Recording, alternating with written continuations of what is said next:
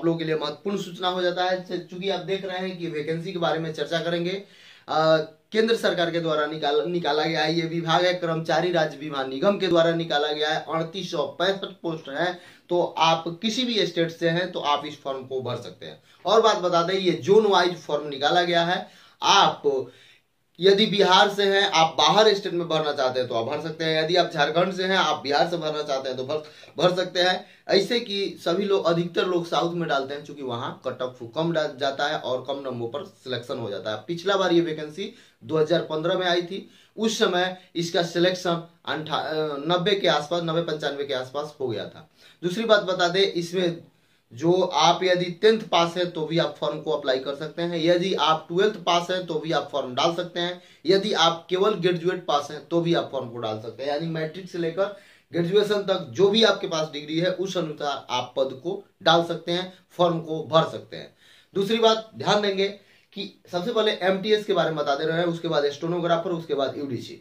तो एमटीएस के बारे में देखेंगे तो योग्यता चाहिए 10th पास, यानी केवल आपके पास 10th पास है तो आप इस फॉर्म को भरने के लिए एलिजिबल है।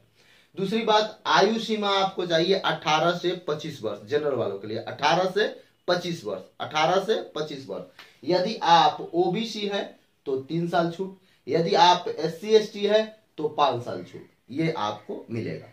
ठीक है। सैलरी की बात करें एमटीएस में तो बेसिक सैलरी यानी कि स्केल 1 मिलता है 18,000, लेकिन जब आप ज्वाइन कीजिएगा जिस समय टीए सब कुछ भत्ता मिलाकर जो ये सैलरी हो जाता है, इन हैंड मिलता है 29,000 रुपया केंद्र गवर्नमेंट का। बाकी सब जो मेडिकल फैसिलिटी वगैरह है, इसका अपना स्वास्थ्य कैंपस है, वहां भी आप दिखा सकते हैं, वो सब छूट मिलता है। अब एग्जाम देने की प्रोसेस क्या है, एग्जाम 2 चरण में होगा, एक आपका पीटी होगा, दूसरा आपका मेंस होगा। पीटी जो एग्जाम होगा उसका रिजल्ट 10 गुना दिया जाएगा, मेंस का जो एग्जाम होगा उसका रिजल्ट 5 गुना दिया जाएगा। यदि पीटी का सिलेबस की बात करें तो उसमें आपका रीजनिंग 25 अंक रहेगा, मैथमेटिक्स 25 अंक रहेगा, जीके जीएस 25 अंक रहेगा, उसमें करंट अफेयर सब कुछ मिला के, और उसके बाद इंग्लिश 25 अंक, यानी कुल 100 अंक का एग्जाम होगा। यदि इसमें आप इलिजिबल होते हैं 10 गुना रिजल्ट दिया जाएगा, जितना सीट है उसका 10 गुना। आगे बढ़ते हैं तो मेंस की बात करें तो मेंस का जो आपका सिलेबस होगा सेम सिलेबस होगा। जैसे मैथ्स जो वहां 25 था उसको 50 पूछा जाएगा, रीजनिंग 25 था तो उसे 50 पूछा जाएगा, जीके जीएस 25 था तो उससे 50 पूछा जाएगा, इंग्लिश 25 था तो 50 पूछा जाएगा। और जो रिजल्ट का यहाँ अनुपात होगा 1:5, यानी कि 5 गुना रिजल्ट आपको दिया जाएगा इसमें। चलिए आगे बढ़ते हैं तो स्टेनोग्राफर के बारे में जान जाए तो स्टेनोग्राफर की योग्यता की बात करें तो इसकी योग्यता 12th पास है। आप ओनली मैट्रिक पास है तो नहीं भर सकते हैं, इसमें भी शॉर्ट हैंड जरूरी है। आगे बात करें यदि इसकी आयु सीमा की तो 21 साल से लेकर 27 साल। यदि आप SC ओबीसी में हैं तो 3 साल छूट, यदि आप SC ST में हैं तो 5 साल छूट, ये आपको छूट मिलेगा।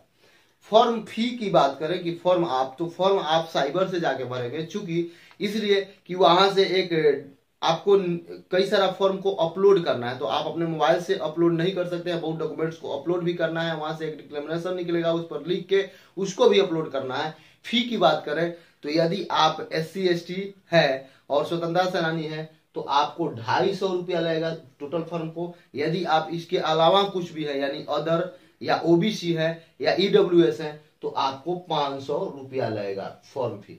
ठीक है, तो ये आपका छूट मिलेगा। अब इसमें बात करें यदि आपका एग्जाम की तो एग्जाम जो रहेगा रीजनिंग 25 अंक ही पूछे जाएंगे, मैथमेटिक्स 25 अंक ही पूछे जाएंगे, जीके जीएस 25 अंक पूछा जाएगा, इंग्लिश भी 25 अंकों का पूछा जाएगा। यहाँ पर भी सिलेक्शन रेशियो रहेगा वही सिर्फ 10 गुना रिजल्ट देगा पीटी में, मेंस में कम देगा। इसमें टाइपिंग जरूरी है, इसमें कंप्यूटर जरूरी है, कंप्यूटर का भी जो आपको दिया जाएगा टाइपिंग उस पर भी यहाँ नंबर मिलता है। तो यहाँ यदि बात करें आयु सीमा की तो इसकी आयु सीमा 21 से 27 होना चाहिए जनरल के लिए। यदि आप ओबीसी में हैं तो आपको 3 साल का छूट मिलेगा, SC ST में है तो आपको 5 साल का छूट मिलेगा। इसकी यदि फी की बात करें यहाँ तो यहाँ भी 250 रुपया है, जो ये क्या बोलते हैं SC ST से है, और बाकी लोग यानी कि ओबीसी और जनरल या EWS के लिए 500 रुपया फी है, आप इसको भर सकते हैं। ये यूडीसी की बात करें तो ये आयु सीमा में छूट मिलेगा। योग्यता की बात करें तो ग्रेजुएशन पास होना चाहिए और इसमें यदि हम बात करें तो इसका भी फी 250 रुपया है और 500 रुपया है। 2 प्रकार का फी रखा गया है। ये सब लोगों के लिए है, ये अदर यानी कि जनरल और ओबीसी के लिए है, ईडब्ल्यूएस के लिए है। तीसरी बात बता दें कि ये आप किसी भी जोन से फॉर्म भर सकते हैं। ये नहीं कि आप बिहार से जहां सीट अधिक हो वहां से आप फॉर्म को अप्लाई कर सकते हैं। और आपसे एक बात बता दें कि यदि आप ग्रेजुएशन पास है तो ये दोनों फॉर्म भर सकते हैं। आपके पास शॉर्ट हैंड आता है आपको तो भर सकते हैं। यदि शॉर्ट हैंड नहीं आता है, पावर पॉइंट वगैरह के बारे में जानते हैं, तो अब आप ये फॉर्म भर सकते हैं। चूंकि 50 अंकों का वो भी एग्जाम होता है, जिसमें टाइपिंग का भी नंबर यहाँ पे जुड़ते हैं। यहाँ कोई टाइपिंग वगैरह नहीं है, यहाँ 2 एग्जाम है, बस थोड़ा सा नॉलेज होना चाहिए कंप्यूटर का। तीसरी बात बता दें, सबका सिलेबस सेम है, सिलेबस में कोई अंतर नहीं है। रीजनिंग, मैथ्स, जीके, जीएस और इंग्लिश ही पूछा जाएगा। यदि आप इस चैनल पर पहली बार आए हैं तो इस चैनल को सब्सक्राइब करें, शेयर करें और कमेंट करें। यदि आप किसी भी प्रकार का किसी भी सिलेबस कोई भी यदि जानकारी चाहते हैं तो जरूर वीडियो में कमेंट करें, उस पर वीडियो बनाया जाएगा। और आपको यूडीसी के लिए पावर पॉइंट जानना जरूरी है। और आपको बता दें इसमें बहुत सारा